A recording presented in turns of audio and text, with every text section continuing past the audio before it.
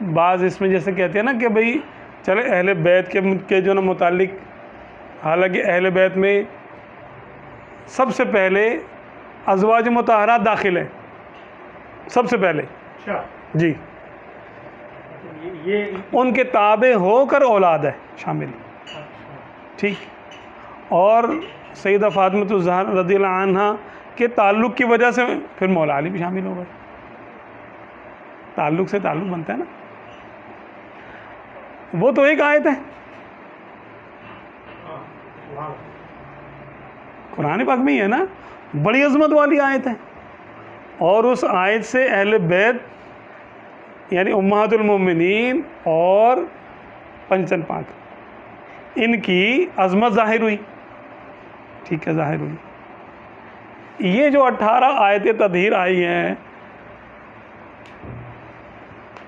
سیدہ عائشہ بنت صدیق رضی اللہ تعالی عنہما، ان پہ غور کیوں نہیں کرتے؟ ان کا ذکر بھی نہیں کیا جاتا، آپ دیکھیں ان کے اوپر زیادہ فوکس کیا جاتا ہے۔ بھائی ہماری خرابی ہے نا، ہم نہیں کرتے، ہم کیوں نہیں کرتے؟ ہم کو جو وہ کرواتے ہم وہ کرتے، ہاں ایسا ہی کیوں؟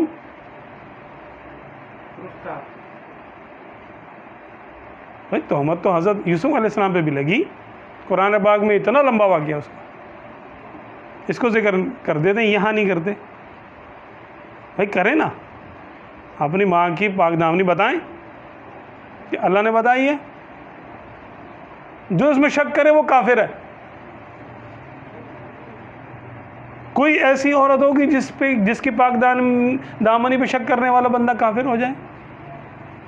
شک کرنے والا، دل میں سوچنے والا کیا بات کہ یار پتہ نہیں کیا ہے، کافر ہو جائے گا، وہ ایمان سے خارج ہو جائے گا۔ کیا بات، یہ کرنا چاہیے ہائی لائٹ۔ یہ ارے ہائی لائٹ ہم نہیں کریں گے تو کون کرے گا؟ ہم اولاد نہیں ہیں ان کی؟ ہمارے علماء بھی اس میں نہیں بیان کرتے زیادہ، مطلب شرماتے ہیں، ڈرتے ہیں، نہیں بات کرتے۔ مقام ایسا ہے نا کہ اس کو ہائی لائٹ نہیں کرنا چاہیے، ٹھیک ہے، انہوں نے نہیں کیا، ان میں کوئی حکمت ہوگی۔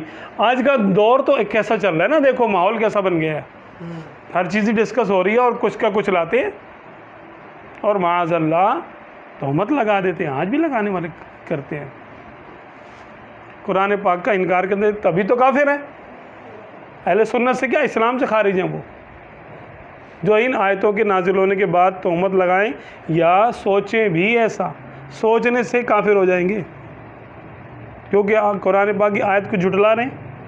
قرآن پاک یعنی قرآن پاک کی آیت کا، ایک آیت کا کیا، ایک زبر زیر پیش کا انکار کفر ہے۔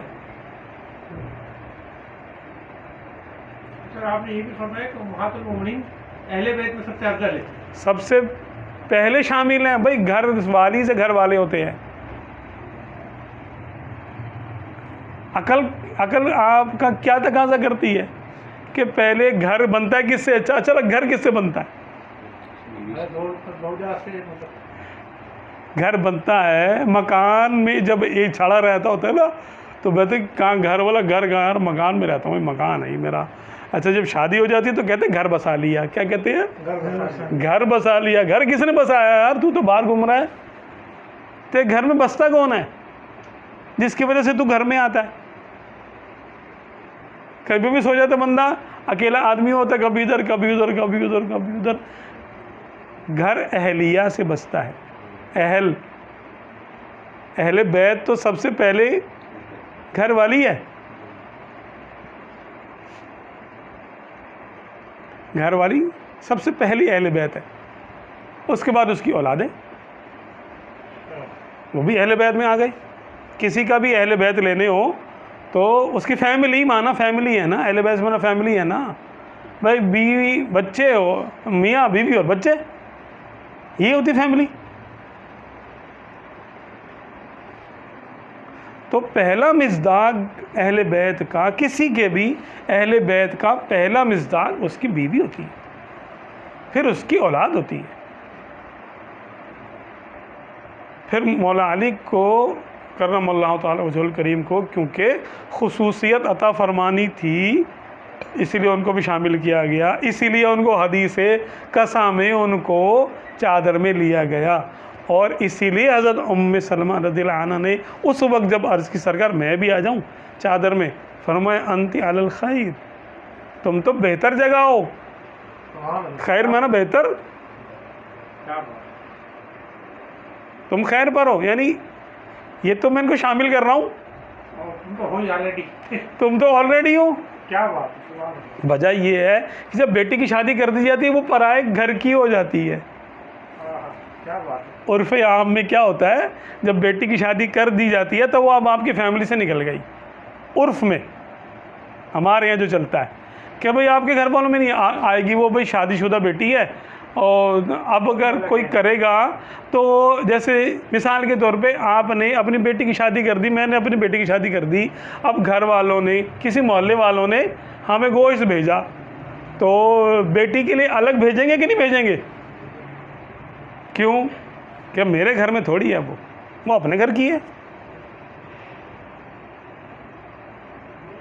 وہ اپنے گھر کی ہے نا، اولاد ہونے کے باوجود وہ اپنے گھر کی ہے۔ عرف عام میں اس کو شامل نہیں کیا جاتا، فیملی میں شامل اس کو نہیں کیا جائے گا۔ تو اس شک میں نہ کوئی آئے، اس لیے یہ شک دور کرنے کے لیے آپ صلی اللہ علیہ وسلم نے خصوصیت کے طور پر شامل کیا، کیونکہ میری اولاد اسی سے چلنی ہے، یہ تو میری اہل بیت ہے، ان کو شامل کیا تاکہ یہ عام قاعدہ نہ لگے یہاں پر نا، لوگ عام قاعدہ نکال کے کہیں کوئی سیدہ پاک کے اہل بیت ہونے کا انکار نہ کرے، تو ان کو حدیث قصہ میں شامل کیا۔ داماد کب ہے کسی کے گھر میں شامل ہوتا ہے بھائی؟ داماد کی تو اپنی فیملی ہوتی ہے، وہ تو کسی اور باپ کا بیٹا ہوتا ہے، لیکن یہاں پر مولا علی کو بھی شامل کیا۔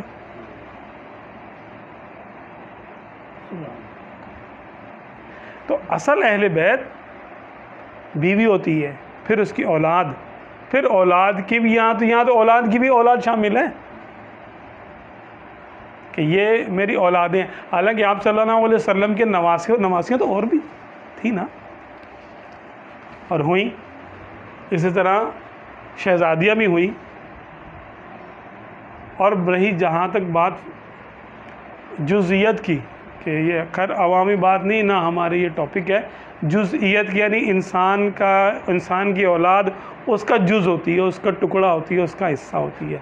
تو بی بی فاطمہ تو زہرا سیدہ رضی اللہ تعالی عنہا، آپ تو ٹکڑا ہیں، بدعۃ منی، لیکن اور بھی تو ہیں، وہ بھی جز ہیں۔ ابو القاسم آپ صلی اللہ علیہ وسلم کا کی جو نا کنیت ہے، تو قاسم کون تھے؟ ٹکڑے تھے نا، تو وہ بھی افضل ہونے چاہیے۔ حضرت ابراہیم آپ صلی اللہ علیہ وسلم کے وہ ہے نا شہزادے ہیں نا، وہ بھی ٹکڑے ہیں، جسم کے ٹکڑے، خون کا حصہ، اولاد پاک، ان کو بھی افضل ترین ہونا چاہیے تھا، افضل ترین لوگوں میں آنا چاہیے نا، ان کو بھی کوئی نام لیتے ہیں ان کا؟ حضرت طیب، حضرت طاہر، یا کہا جاتا ہے حضرت عبداللہ ان کا نام تھا، طیب اور طاہر ان کا لقب تھا، چلیں ایسا کر لیں۔ 3 اور شہزادیاں، ام کلثوم، حضرت زینب اور حضرت رقیہ رضوان علیہم اجمعین، یہ بھی تو ٹکڑے ہی ہیں، تیری نسل پاک میں ہے بچہ بچہ نور کا۔ اچھا وہ جزئیت وہاں ختم کیسے ہو گئی؟ وہ تو آج تک ابھی شاہ صاحب بیٹھے ہیں، یہ کوئی الگ سے ہیں کیا؟ بھائی انہی کی اولاد در اولاد چلا آ رہا ہے نا، تو جزئیت اولاد ہونا اس کی فضیلت اپنی جگہ پر ہے۔